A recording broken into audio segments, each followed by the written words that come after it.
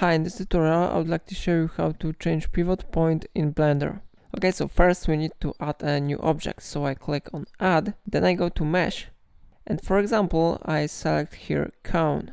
Now new cone has been successfully created here, so we need to go to object mode and change it to edit mode. Now I need to select vertex and I move cursor up and go to mesh, then to snap, and I select here cursor to selected. Okay, so after that we need to do one more very important thing. We need to go to edit mode and change it to object mode. Then we go to object. Now you will see here a lot of really important settings, but we are interested in to go to set origin, and here we have something like origin to 3D cursor.